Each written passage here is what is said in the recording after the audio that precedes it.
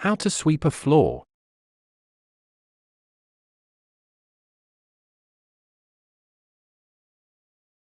Sweeping floors keeps them free of unsightly and unhygienic dust and debris, and is often the first step in more extensive cleaning projects.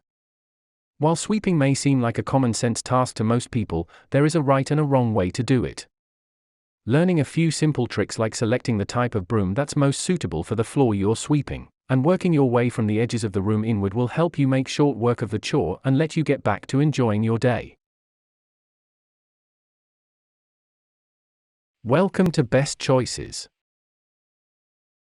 This video will tell you how to sweeping efficiently and simplifying sweeping. Now let's get started. Things you'll need.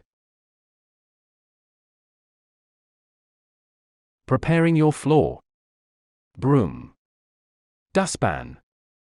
Trash receptacle. Hand sweeper. Vacuum.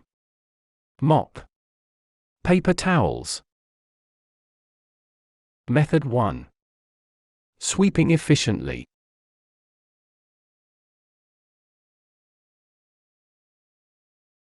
Number 1. Drag the head of the broom along the ground using short, deliberate strokes. Hold the broom in both hands, with one hand at the top and the other near the middle, and move it from the outside of your body inward. As you do, the bristles will push whatever kind of detritus that's found its way onto the floor in the direction you're sweeping. The shorter your strokes, the more control you'll have. The idea is to get all of the debris into one central place, not just whisk it around aimlessly. Resist the urge to sweep too fast or too forcefully. Doing so can send clouds of dust billowing up, only to settle back down on the section you just swept. Number 2. Start at the edges of the room and work your way towards the center. Draw the debris away from the baseboards and out into the open, where you can shape it into a small pile that will be easy to collect later on. You may need to angle your broom when you get to corners, cabinet bottoms, or low-lying pieces of furniture to make sure that the bristles reach back into the deepest recesses. It's also a good idea to proceed from the far side of the room towards the door or entrance. That way, you won't be forced to track back through the crud that's lying around. For particularly large rooms, try dividing the floor up into smaller sections and treating each section like a self-contained space. Number 3. Pause periodically to clean your broom. Items like hair, lint, and dust bunnies have a tendency to get caught in broom bristles. When this happens, hold the broom over a trash can and loosen the stuck-on substances by hand.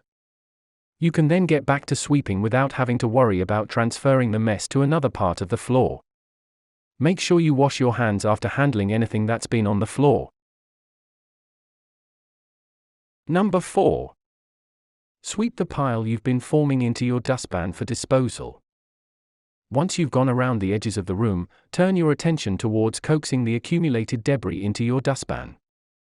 Then, pick up the dustpan carefully, empty the contents into the nearest trash receptacle, and call it a day.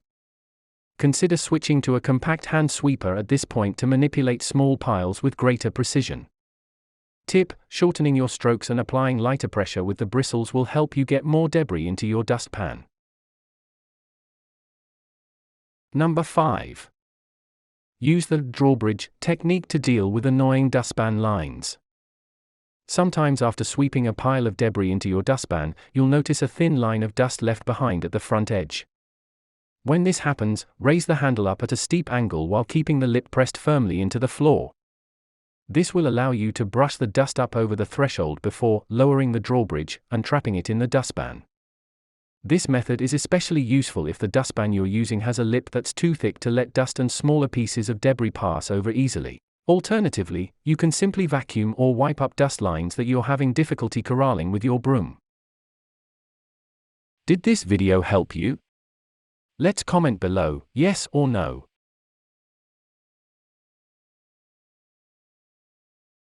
Method 2. Simplifying sweeping.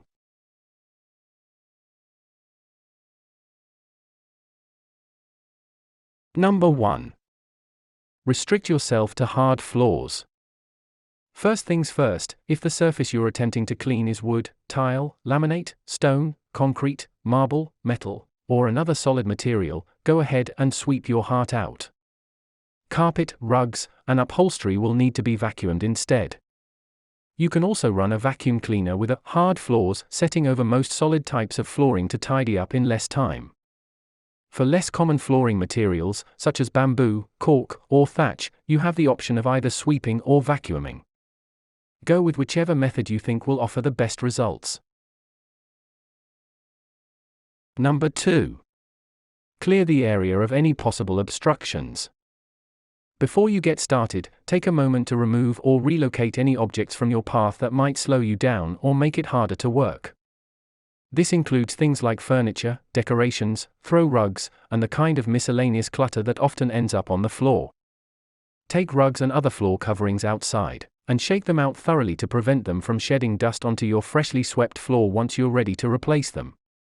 When sweeping around tables, push the chairs back to make it easier to get underneath the table with your broom. Number 3. Clean up wet messes before you sweep. If you've got a spill on your hands, break out the mop or grab a roll of paper towels. Brooms are best suited for gathering up small pieces of dry debris, such as dust, dirt, hair, crumbs, and bits of broken items. They won't be much help on puddles, splatters, and the like. Trying to sweep up liquids or soft, runny foods will only spread the mess to other parts of the floor, and could even ruin your broom's bristles. Number 4. Choose an appropriate broom for the area you're sweeping. A standard straight-knit fiber broom will work just fine for sweeping most floors. However, you might be better off using a push broom with a broad head if you've got a lot of ground to cover. Likewise, soft dust mops are handy for attracting dust in large, open indoor areas like hallways, offices, and gymnasiums. Not all brooms are made alike. Different brooms have different head shapes, handle lengths, and bristle materials, all of which have an impact on the way they clean. Unless you're sweeping an outdoor area, you'll also need a dustpan. These days, most brooms come packaged with dustpans for the sake of convenience, but you can pick one up for just a few dollars if you don't have one already. Tip: natural fiber bristles tend to do a better job of cleaning textured surfaces like wood, concrete, and brick, while synthetic bristles glide effortlessly over smoother floors. Did this video help you?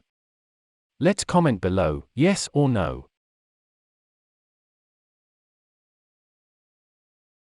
Tips. 1. Get in the habit of sweeping your floors every couple of days. Certain types of debris could turn into a bigger mess or even damage delicate surfaces when ground underfoot. 2. Place doormats inside and outside each entrance to your home to minimize the amount of debris that gets tracked in the first place. 3. When it comes time to put up your broom, stash it in the closet with the bristles pointing up to keep them from breaking or bending out of shape. If you want to ensure that your broom lasts as long as possible, hang it up.